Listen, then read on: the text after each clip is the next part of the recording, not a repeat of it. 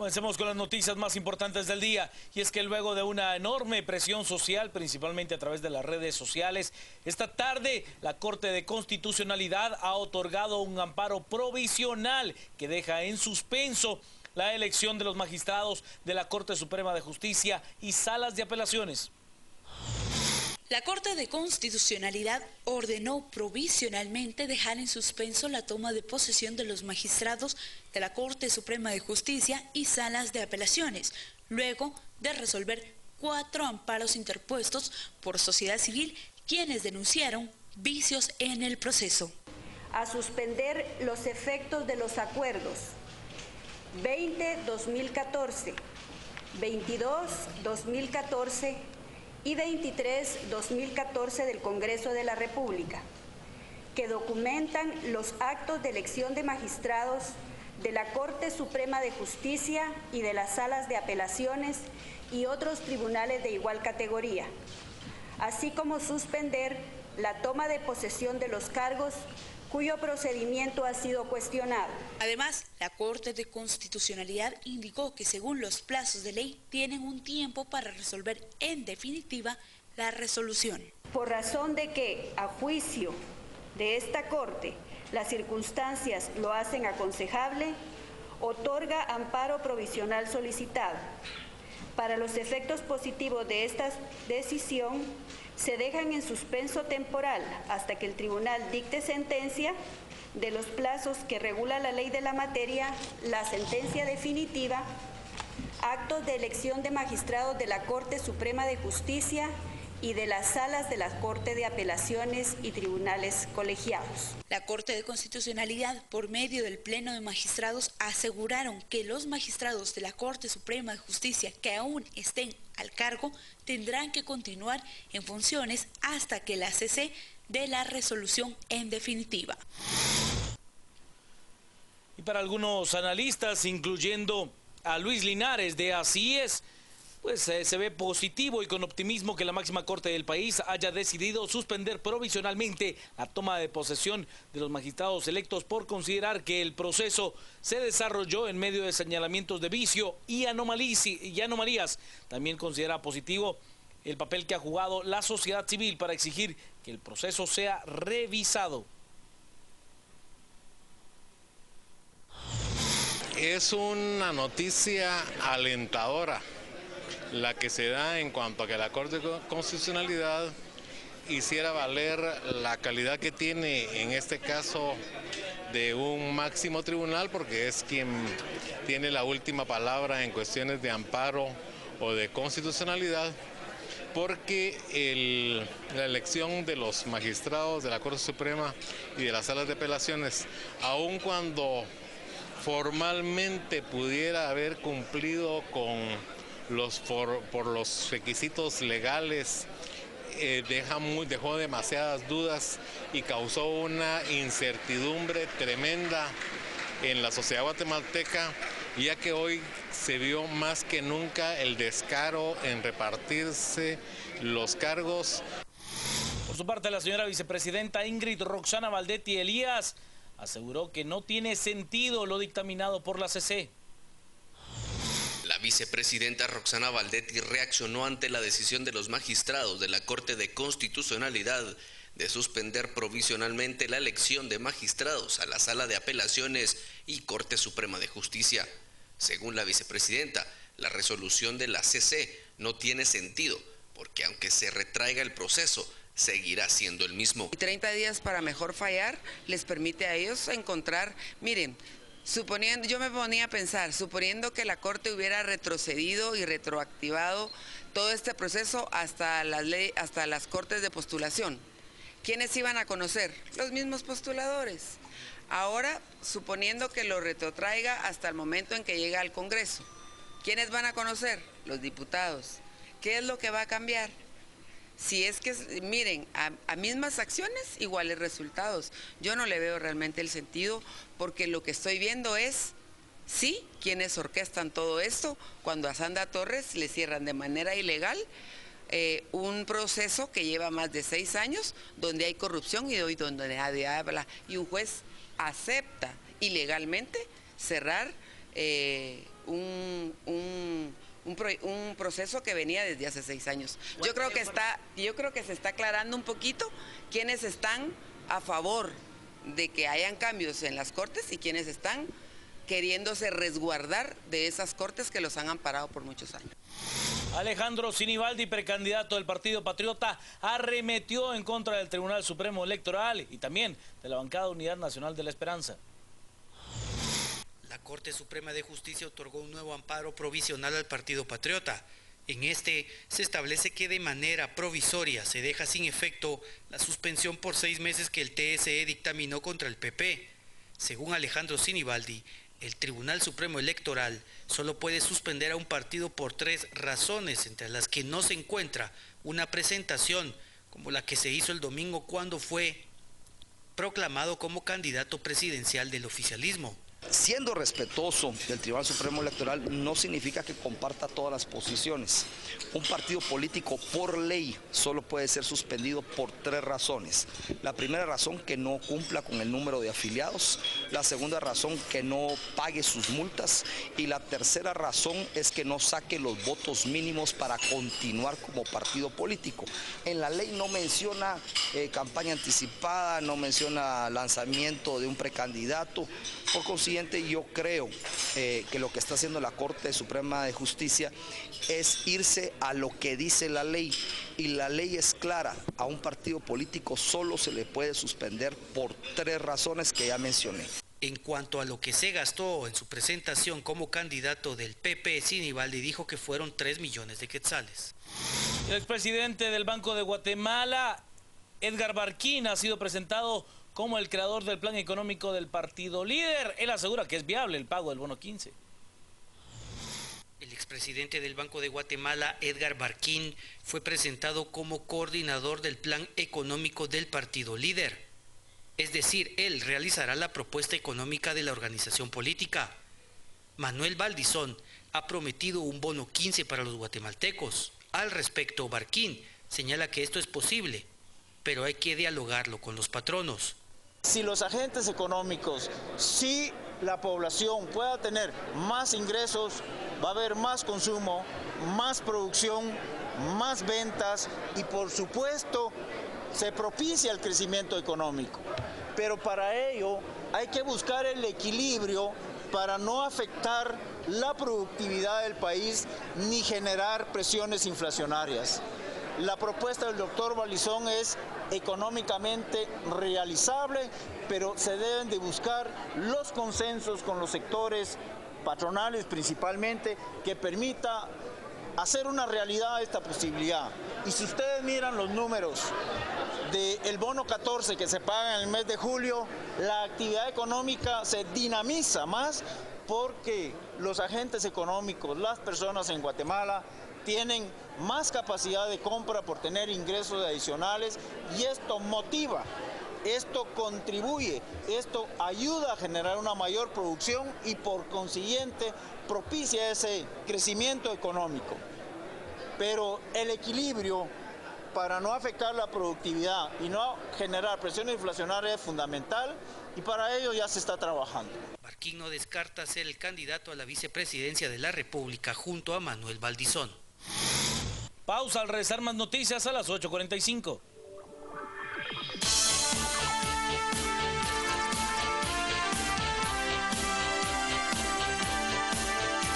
En este momento abordando pasajeros con destino... Amor, no celulares en la luna de miel. Sí, solo veo esto. Ay, no. ¿Qué pasó? Regresó el McRib. Me lo voy a perder. Me casé con un niño de 15 años. El McRib regresó. Deliciosa costilla de cerdo sin hueso, bañada en salsa barbacoa, por tiempo limitado. Me quiero regresar. Lea esta semana en Contrapoder. La magia de Rudy Giuliani. ¿Tendría efecto aquí? Su fórmula para reducir el crimen en Nueva York, vista desde ojos guatemaltecos. El país del conflicto. Invierta bajo su cuenta y riesgo. La población es delegada y el Estado brilla por su ausencia. Renace 4 grados. Nuevos vecinos, nuevos inversionistas. El viejo barrio revive. Conversaciones ajenas. Así hablan los guatemaltecos en el bus, en el café, en la calle. Bifro. Moda con compromiso social. Así viví, la gran goleada de la historia. A esta portera se le pasaron 34 goles y aún así fue el mejor partido de su vida. Esto y mucho más en la revista Contrapoder. Ya disponible en supermercados, farmacias y tiendas de conveniencia. Contrapoder. Información, análisis, criterio.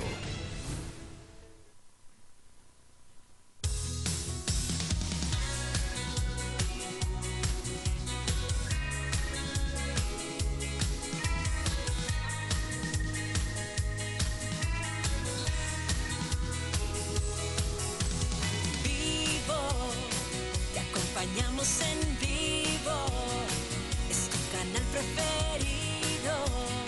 Sentimos juntos en vivo, vivo y con cariño, vivo. Que la pasamos en vivo, canal antiguo tu amigo.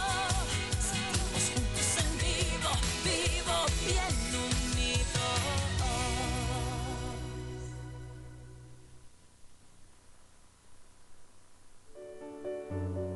Pasión por la vida no es una frase, es nuestro idioma puesto en práctica. Es ayudar a ver la luz y estar junto a ti desde el primer día. Es caminar hacia adentro y tomarte de la mano. Es ampliar nuevas fronteras. Es entender que formamos parte de un gran país que crece y seguirá creciendo para ti. Centro Médico, pasión por la vida. Diariodigital.gt. Cada día, descarga gratuita de 2 ediciones. Una temprano en la mañana y otra a última hora del día. Donde estés y a través de cualquier dispositivo, Diario Digital te da una óptica fresca de la noticia y la opinión de las plumas más reconocidas del país. Diariodigital.gt. Salud, ciencia, ciudad, actualidad mundial, tecnología, arte, música, negocios, cine, ecología, literatura, empresas, viajes, gastronomía, arquitectura, diseño. En Diario Digital trabajamos permanentemente para poner en tus manos, gratis, 2 veces al día, lo que a ti te interesa. Diariodigital.gt. Una edición temprano en la mañana y otra última hora del día. Mientras tanto, un portal con toda la información que necesitas conocer. Diariodigital.gt. Criterio y actualidad en tus manos.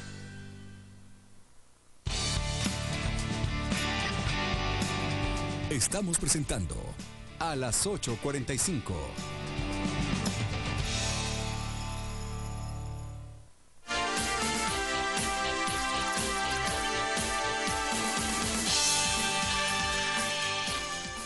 Con las noticias más importantes del día, y de esta nota ya daba algún adelanto en la declaración anterior la señora vicepresidenta Ingrid Roxana Valdetti Elías, y es que el juez Carlos Aguilar pues ha denunciado públicamente presiones recibidas por parte de Roxana Valdetti para pues juzgar a su favor en el caso que se sigue desde hace unos 6 años en contra de Sandra Julieta Torres Casanova. Escuche usted la declaración. El juez Carlos Aguilar del Juzgado Segundo de Instancia Penal aseguró que recibió presiones de la vicepresidenta Roxana Valdetti.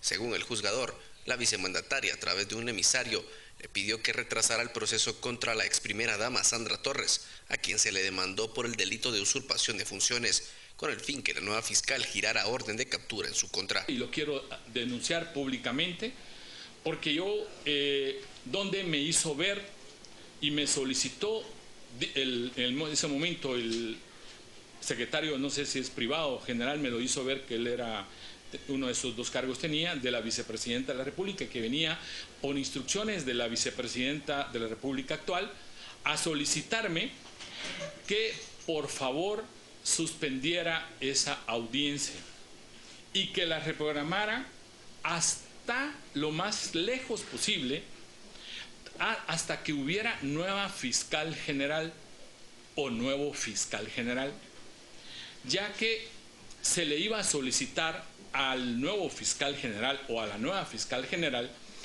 que se girara la orden de aprehensión por estos delitos en contra de la señora Sandra Julieta Torres Casanova.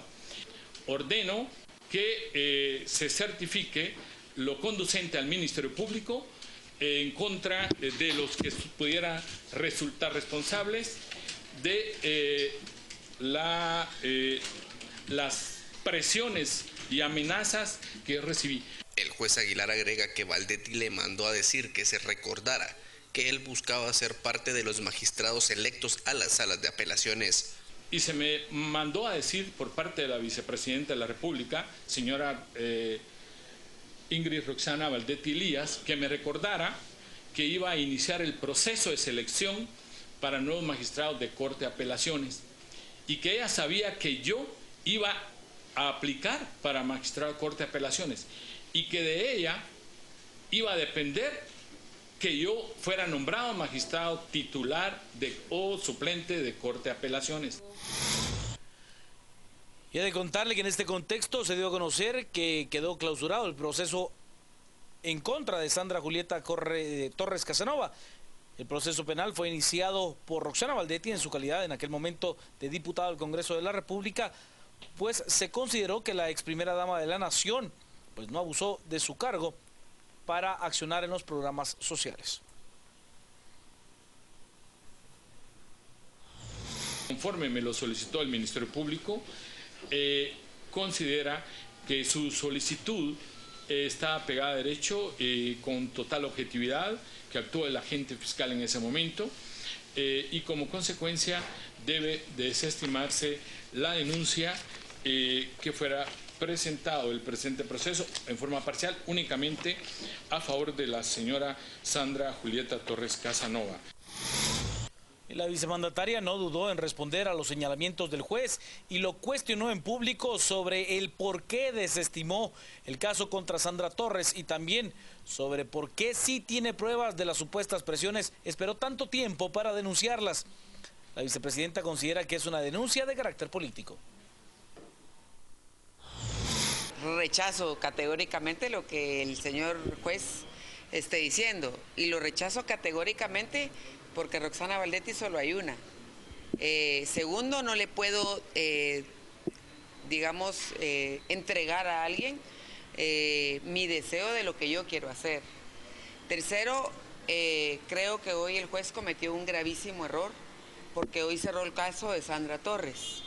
Si él tenía esas amenazas, ¿por qué hoy sale a decirlo igual que lo otro? Más parece que aquí empieza a florecer los intereses de los que realmente no quieren que la nueva corte se instale.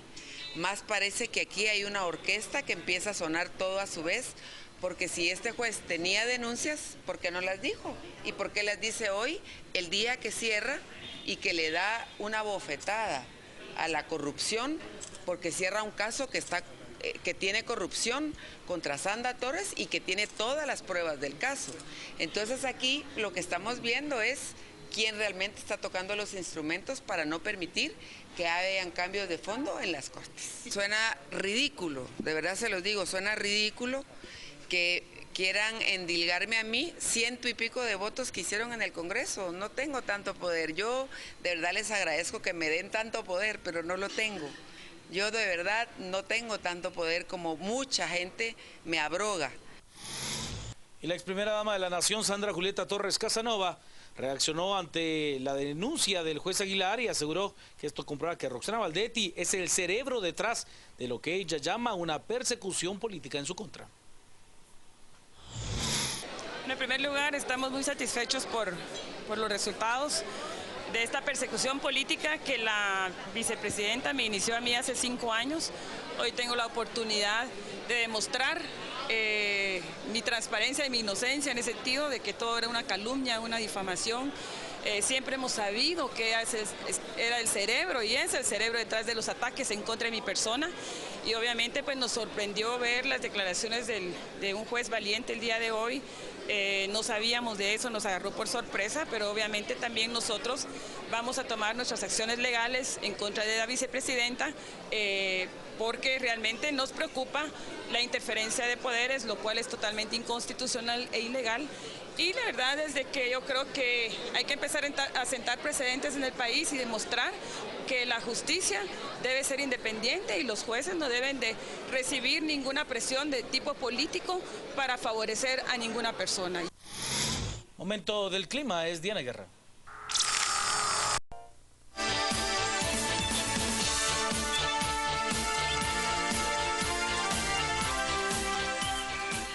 noches y bienvenidos a este segmento de entrevistas de a las 8:45. Hoy es día jueves, soy Kiki Godoy y como siempre estamos con Claudia Méndez Arriaza. ¿Cómo está, Claudia? Hola, Kike, voy a revelar su secreto del día. Por favor. Que usted está de pie desde las... Bueno, desde las... 4 de la mañana. Sí, eso también es cierto. Imagínese, el programa de radio 4 de la y de mañana. ahí 12 horas casi ahí en las instalaciones del ENADE, hoy para el evento que hubo. Una jornada intensa, ¿verdad?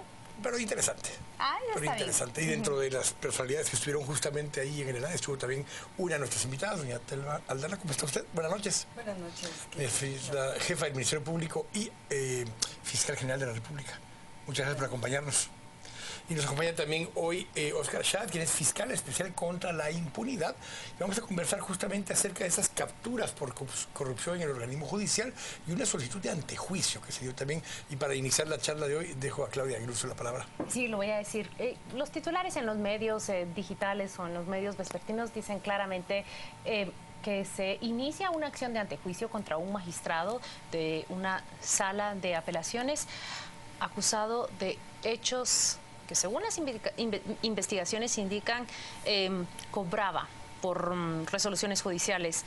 Acá está la fiscal general para explicarnos el principio de esa investigación y en qué consiste los hechos de los cuales se acusan ahora al magistrado.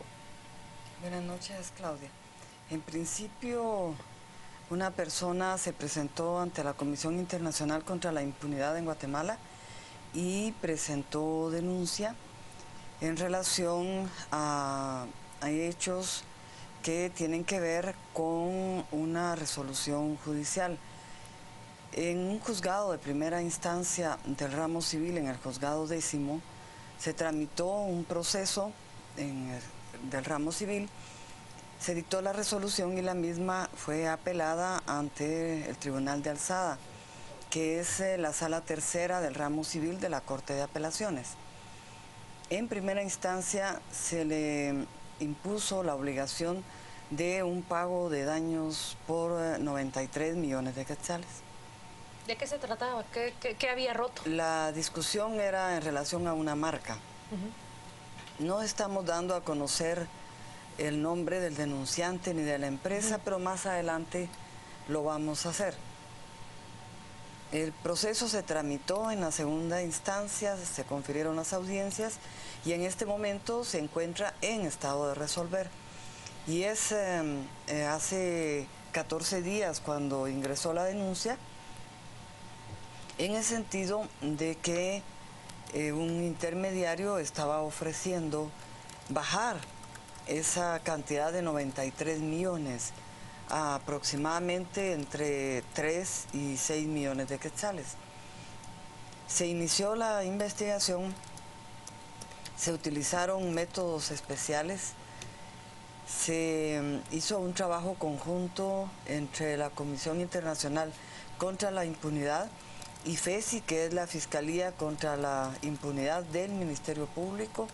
Se solicitaron al juez de turno las autorizaciones correspondientes y luego de la investigación pues se logró establecer que los señores Samuel Enrique Alvarado López y Elliot y Mary Díaz eran los intermediarios y también se establece que el magistrado Eric Gustavo Santiago de León está involucrado en esta negociación ilícita. Cuando escuchamos todo esto, Oscar, y nos dice también la señora fiscal que es FESI quien participa, explícanos un poco cómo es el operativo, qué sucede y cómo van dando cuenta de esto y cómo llegan a las acciones que se hicieron el día de hoy. Sí, efectivamente, muy buenas noches. El tema de la Fiscalía Especial contra la Impunidad es efectivamente las coordinaciones que realiza el Ministerio Público juntamente con la Comisión CICIG, precisamente para la investigación de hechos delictivos. El tema acá es que nosotros tenemos una denuncia que en tiempo récord de 14 días logramos nosotros darle respuesta a un ciudadano. Esta investigación llevada a cabo por los fiscales de FESI juntamente con la estructura de investigación que maneja CICIG nos permitió a nosotros en determinado momento realizar una interceptación por medio de métodos especiales con una autorización judicial, llevar a cabo la investigación y llegar hasta el día de hoy, en cual nosotros en horas de la madrugada estábamos en el juzgado de turno precisamente solicitando las órdenes de aprehensión de Samuel Enrique Alvarado López, Elliot y Mary Díaz, así como los allanamientos respectivos. La coordinación es coordinación para realizar allanamientos juntamente con la Policía Nacional Civil, juntamente con el equipo de investigación del Ministerio Público y juntamente con el equipo de escena, fiscales y CICIG.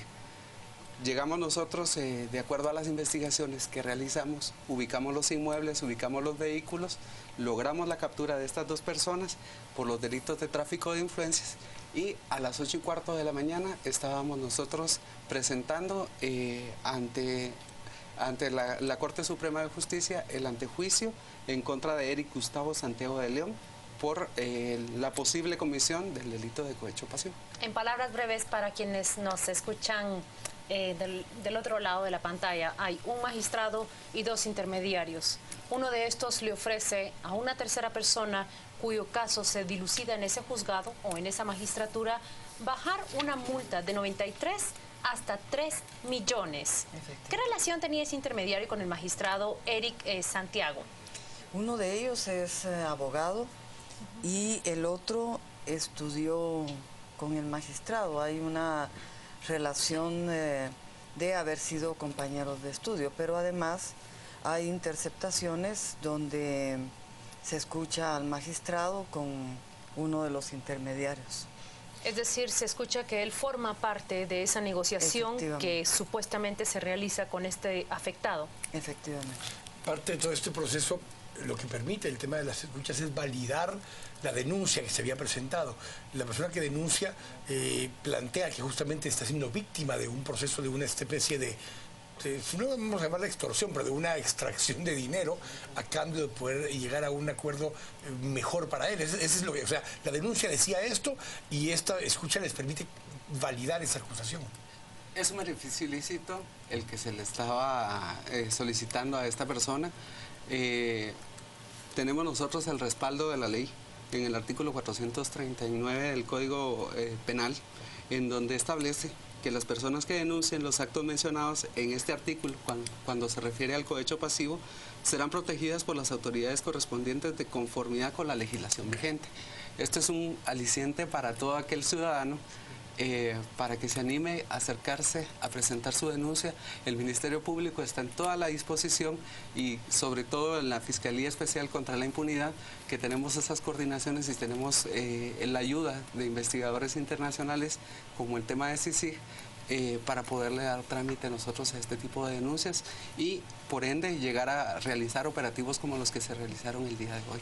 Oscar y señora fiscal, ¿habían funcionarios u operadores en dicho juzgado más allá del magistrado que también colaboraban en este tráfico de influencias, quizás tráfico de información, quizás colocar un expediente arriba, otro abajo? ¿Qué es lo que han logrado establecer sus investigaciones? Con la información que tenemos al día de hoy, únicamente se ha logrado determinar la participación del señor Imeri y Alvarado, así como del señor magistrado. No hay hasta el momento indicios de que algún otro magistrado o personal de la sala tercera estuviera involucrado. Sin embargo, tenemos que realizar la investigación correspondiente. Se ha planteado el antejuicio que debe conocer la Corte Suprema de Justicia y tenemos que esperar el trámite del antejuicio y en caso se declare que da lugar al mismo, ya se puede investigar otras actuaciones del magistrado. Lo pregunto porque a raíz del caso surgió desinformación durante la tarde en el cual se indicaba que uno de los dos acusados, que no son el magistrado, podría ser un oficial o un comisario de dicho juzgado, pero ustedes han aclarado en la información que no es así. En el tema de la objetividad que rige al Ministerio Público y en el tema de las coordinaciones con Fiscalía General y FESI, creo que el caso que nosotros hemos planteado es un caso sustentable y es un caso donde los partícipes están delimitados, están identificados. ¿Cuán frecuente, voy a usar esa palabra, pudiera ser este tipo de casos en otros lugares dentro del sistema judicial, señora fiscal? Realmente para mí es sorprendente. Yo he trabajado muchísimos años en el organismo judicial y es primer caso que conozco de esta naturaleza, de esta magnitud. O sea, ¿sí le extraña a usted un caso de este tipo? Efectivamente, me extraña muchísimo. Estoy sorprendida porque especialmente yo me desenvolví en la Sala Segunda Civil y nunca tuve conocimiento de ningún hecho similar a este. Es sorprendente. ¿Pero qué le sorprende? Me imagino que no le sorprende que hayan denuncias de corrupción en tribunales, especialmente porque trabajó en la supervisión general en la Junta de Disciplina del organismo judicial. ¿Qué es lo que le sorprende? ¿La magnitud del soborno? No, me sorprende que un magistrado de Corte de Apelaciones esté involucrado. Cuando trabajé en la Junta de Disciplina Judicial hace 15 años, 14 años, efectivamente conocí de muchas denuncias, pero especialmente contra jueces de paz, muy pocas contra jueces de instancia y contra magistrados de Corte de Apelaciones, muy pocas y más aquellas denuncias por tener oficinas y bufetes abiertos, pero un caso de esta magnitud no. Para beneficio de nuestros televidentes, porque es una pregunta que en todo caso cabría, ¿este magistrado estaba dentro de los que había quedado designados ahora entre los nuevos magistrados de salas o no? No está dentro del listado. Lo pregunto porque para efectos de estamos también en este proceso, si había sido reelecto o no. Sí, es reelecto, de hecho es el único reelecto en la sala, entiendo. Él presentó su currículum, Ajá. pero... Perdón, no tengo el documento acá para verificarte la información. No, pero sí. Esa era la pregunta justamente. Yo tengo la impresión de que es el único reelecto. Es el único reelecto de la sala tercera. Y de hecho la sala tercera se ha convertido en fuente de noticia porque, escuche usted, es la primera sala de América Latina que recibe una certificación ISO 9001. ¿Qué significa esto? Estos son certificados y son verificados y se descubre que es una magistratura única en América Latina y por supuesto en Guatemala también, que cumple con los plazos que establece la ley y no solo eso, sus resoluciones están siempre apegadas a ley. Sus usuarios, que fueron, me parece que encuestados 85 en total, todos, indistintamente, partes y contrapartes, usted fue magistrada y sabe que se falla y se queda bien con una parte, pero mal con otra. Indistintamente manifestaron su satisfacción ante esa sala. Entonces, he ahí la controversia de hoy. La primera sala certificada con un ISO 9001 resulta acusada hoy uno de sus miembros de una corrupción millonaria. ¿Cómo nos explicamos eso, señora fiscal? Es una ironía realmente, pero yo creo que hay 3 magistrados en esa sala y la investigación nos conduce solo a uno de ellos. Indudablemente los otros 2 magistrados pues son personas diferentes. Y dicho sea de paso, gozan de una alta reputación y estima en el gremio de abogados y también en el organismo judicial. Pero ahí justamente surgía la duda, porque es cierto que solo es uno de los 3 que está aparentemente implicado, pero para poder resolver favorablemente lo que estaba ofreciendo, no lo puede hacer solo él.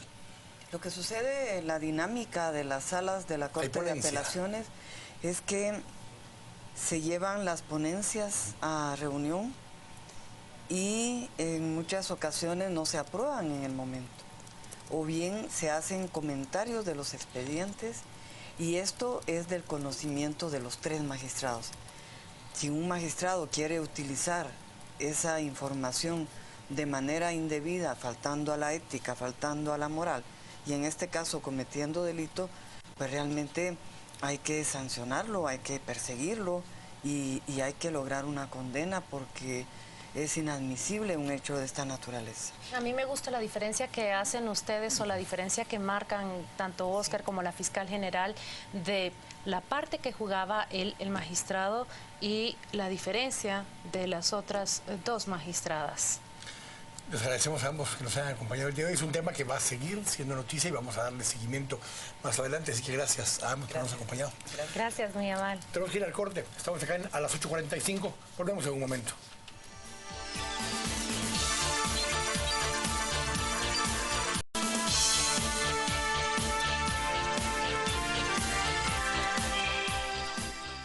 Acá estamos de vuelta y gracias por acompañarnos. Este es el segundo segmento de entrevistas. Vamos a hacer una breve pausa sobre el segmento anterior y comentar algo que nos han dicho los dos fiscales que nos acompañaron en el segmento anterior. La fiscal general Tel Maldana y Oscar Shaad, el fiscal especial contra la impunidad, nos han dicho que han querido aclarar que María Cristina Fernández, que es presidenta de la Sala Tercera de Apelaciones, querían hacer la salvedad y separarla a ella de ese caso que se levanta sobre investigaciones de su colega, un vocal, Eric Santiago, y contra quien han solicitado un antejuicio, acusado de ¿qué? De tráfico de influencias, de negociar con resoluciones. Ellos han querido hacer la separación de la presidenta de la sala, sobre todo cuando nosotros preguntamos esa contradicción que se yergue sobre esa magistratura. Por su parte, es la primera que recibe un certificado de ISO 9001 y a los pocos días uno de sus integrantes es acusado de este delito. Vamos a conversar brevemente sobre este tema, pero también sobre otro que ha sido noticia con nuestros invitados que ya están acá en el set, a nuestro lado, Mario Fuentes de Starac, que ha sido presidente del Centro de Defensa de la Constitución, y también nos acompaña Frank Martínez. Frank Martínez es magistrado de la Corte de Apelaciones y tengo entendido que usted es uno de quienes resulta electo para el siguiente periodo. ¿Es así? Sí, pero únicamente suplente. Como suplente también. Como suplente. Quique, ¿tiene la primera pregunta? Pues un poco, bueno, les voy a hacer la primera pregunta todavía vinculado a la anterior, porque de ahí vamos a hilar para adelante, y es, la señora fiscal decía que ella se sorprendió de ver un caso de este tipo, donde un magistrado estuviera vinculado a un caso de este tipo. Le pregunto, Frank, ¿igual de sorprendido? Sí, desde luego nos quedamos sorprendidos porque se trata en una situación tan álgida como lo que se está protestando ahorita y lo que está resolviendo la Honorable Corte de Constitucionalidad, este amparo provisional de detener la toma de elección, y atrás vemos que se tiñe también con esta situación tan difícil en la que se involucra a un miembro nuestro colegiado de la Honorable Corte Suprema de Justicia. Desde luego nos sorprende, entendemos la preocupación de la fiscal y bueno, se tiene que proceder como corresponde. Nadie en esta sociedad, en Guatemala, es inmune a nada. Si existen las pruebas y hay una vinculación, pues en este caso se debe entonces sentar precedente. Mario, ¿te sorprende también a ti este caso? Pues indudablemente es un caso muy sonado, pues en este día de acontecimientos, ¿verdad? Que se conozca que un magistrado de la Corte de Apelaciones pues resulte, digamos, señalado de un acto de esa naturaleza. Pero ¿por qué sorprende? Aquí en las redes sociales se están reaccionando de una manera fuerte, por decirlo así. Fuerte, por decir. ¿Qué sorprende? ¿Que a un nivel superior se dé corrupción? ¿Qué es lo que provoca esa sorpresa? Bueno, yo creo que son tan contados los casos precisamente que se han, digamos, establecido digamos, de cohecho en este caso, que pues indudablemente es una situación nueva para el país, que empieza a vivir el país. Claro, por supuesto pueden existir muchos casos, pero este es un caso como paradigmático que está sentando un precedente en la historia judicial, jurídica del país. Regresemos un poco al otro tema, pero se vincula de alguna forma porque justamente estamos en esta discusión, lo decía muy bien el magistrado, estamos en esta discusión donde legalmente hoy la Corte de Constitucionalidad plantea que suspende provisionalmente lo que sería la toma de posesión el próximo lunes de la Corte Suprema de Justicia nueva, de los magistrados electos. ¿Cómo reciben esa información y qué es lo que sucedería en este caso? Bueno, por un lado podemos en este sentido, como decía el licenciado Fuentes de Starac, sorprendernos. Primero porque se trata de un magistrado a ese nivel, y segundo podríamos decir también que por un lado se está pidiendo que vayan las personas más idóneas, que tengan esa honradez, esa diríamos, capacidad, esa honestidad, lo que usted bien apuntaba, que es la exigencia que la sociedad y la opinión de la sociedad se vuelca hacia ello, que sea la gente más idónea, la gente más proba. Y por otro lado tenemos de que resulta esta circunstancia aislada donde se tilda a un funcionario. Entonces, esas son las opiniones encontradas que nos da a entender que la situación del país es bien delicada. Entonces, por un lado se exige que se deben elegir a las personas más idóneas y por otro estamos viendo un resultado de esta naturaleza que es la que nos sorprende. Que el único electo en esa sala era justamente el que hoy resulta acusado de una corrupción millonaria. Mario, ¿usted comparte ese fallo de la Corte de Constitucionalidad? ¿Está de acuerdo en que en una suspensión provisional de las nuevas autoridades, o mejor dicho, está de acuerdo en suspender completamente el proceso? ¿Cuál es su posición frente a ello? Mire, se han presentado una cantidad de acciones de amparo por múltiples, se han señalado múltiples irregularidades y anomalías dentro del proceso de postulación y dentro del proceso de elección. Incluso el Congreso de la República, para elegir magistrados de la Corte Suprema de Justicia, pues ni siquiera respetó el plazo de 72 horas. De las 72 horas para las impugnaciones, 72 horas para resolver las impugnaciones. Entonces, la ciudadanía tiene el derecho de plantear e interponer todo tipo de acciones, ¿verdad? Hay, en la Constitución está establecido de que es deber de los ciudadanos velar por el cumplimiento de la Constitución, y también está el derecho constitucional de resistencia cuando hay violación de derechos constitucionales y legales. De suerte pues que yo no lo veo como una cuestión totalmente excepcional, yo veo positivo dentro del juego de la democracia institucional que hayan precisamente este tipo de acciones y que se presenten ante las Cortes, ¿verdad? Peor sería, digamos, que pues existieran esas vías de hecho, ¿no? Yo creo que es importante ir ante los tribunales y que los tribunales resuelvan. Pero déjeme repetir la pregunta, porque yo quizás soy un poco necia en esta mesa y quiero un sí o un no. ¿Usted qué opina sobre ese proceso de selección de magistrados? ¿Qué opina sobre el trabajo que hicieron las comisiones de postulación y posteriormente el Congreso? ¿Debe repetirse de tajo y empezar desde cero? Pues mire, lo que la Corte de Constitucionalidad, suspendió es fundamentalmente la toma de posesión, la juramentación de toma de posesión. No ha habido una, no ha expresado ninguna opinión del fondo sobre precisamente todo eso que usted señala. De suerte pues que yo creo que como amparo provisional está bien, no pasa nada, porque el artículo 71 de la ley del organismo judicial claramente dice que los funcionarios judiciales que se encuentran en el ejercicio de sus cargos pueden continuar en el mismo en tanto en cuanto no tomen posesión los nuevos magistrados. Pero analicemos ahí 2, 3 cosas que tienen que suceder, porque aunque así dice la norma, hay otra cosa.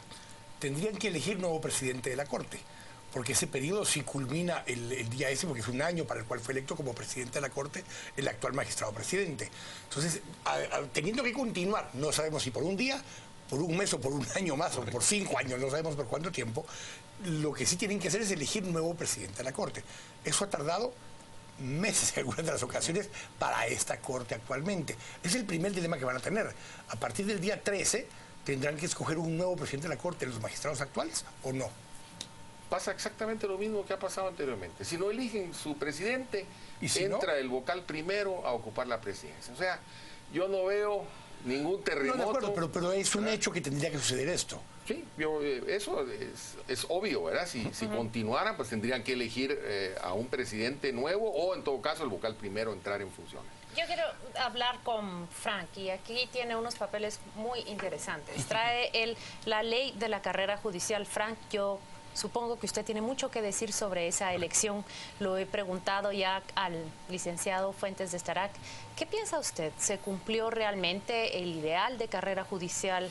¿Se respetó ese precepto que establece la Constitución de elegir a los magistrados idóneos de una manera objetiva, con una contada, con méritos contados y también esa famosa y reconocida honorabilidad?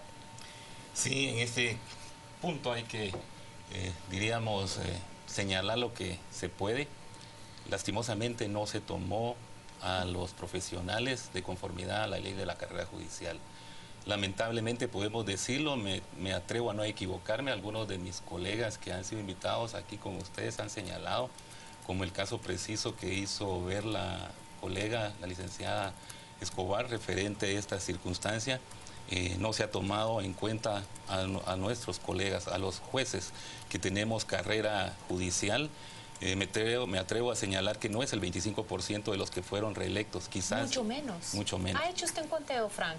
Sí. Sé que hay muchos jueces que están tratando de hacer el conteo y que lo ubican en un bajísimo 17%. Yo calcularía, perfecto, yo recalcaría, perdón, en ese punto que es quizás tal vez menor, un 10 o 15%, porque vemos que la mayoría de los profesionales que se admitieron, todos vienen de la calle.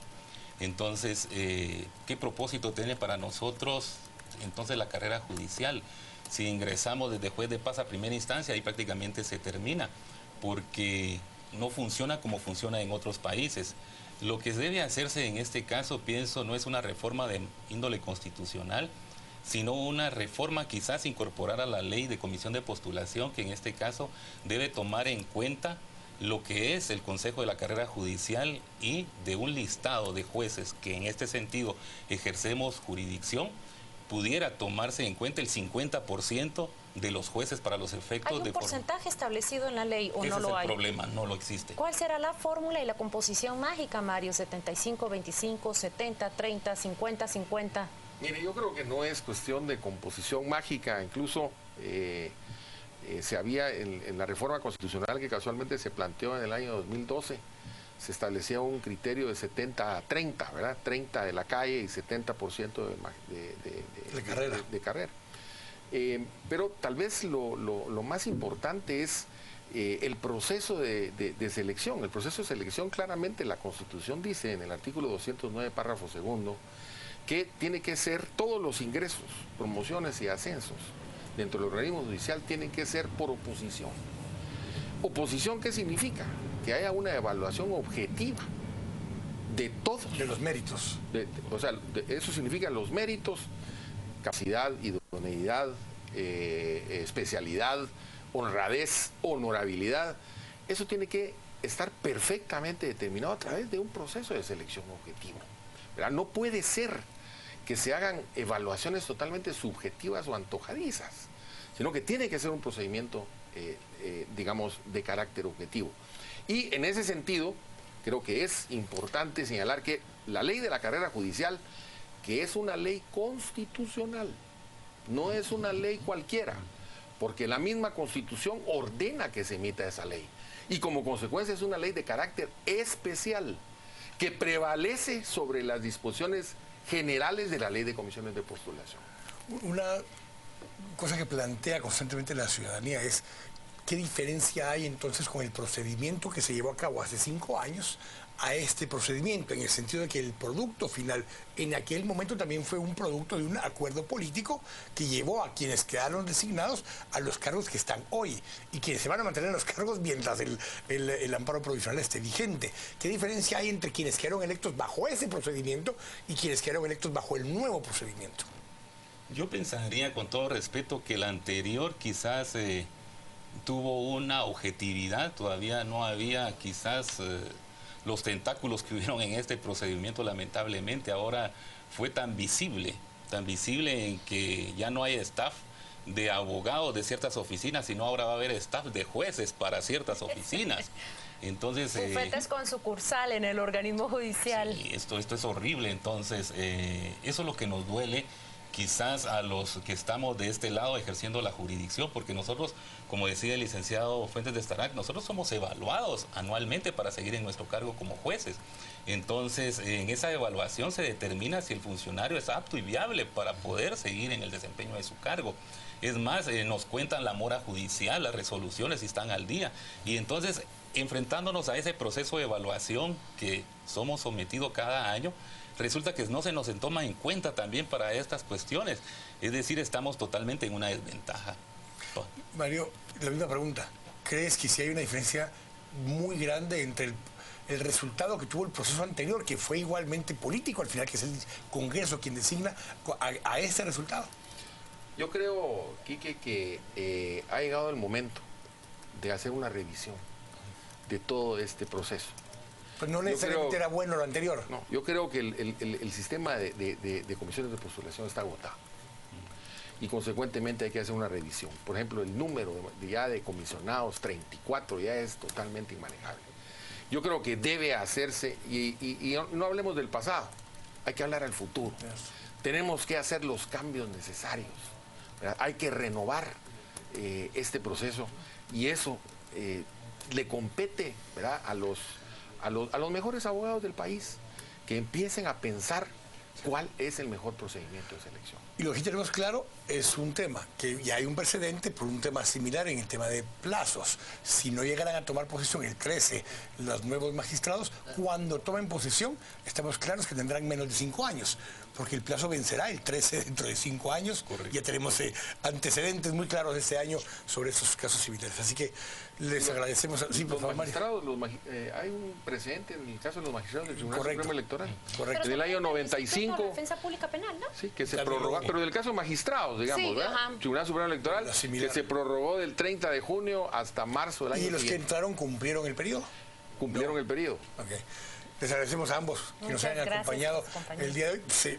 Igualmente, igual que con el tema anterior, vamos a darle seguimiento en las próximas semanas seguramente a esto. Así que muchas gracias por habernos acompañado. A ustedes también, gracias por habernos acompañado. Es hora de los deportes con Rosario Orellana. Buenas noches, Dios los bendiga. Los deportes son presentados por el nuevo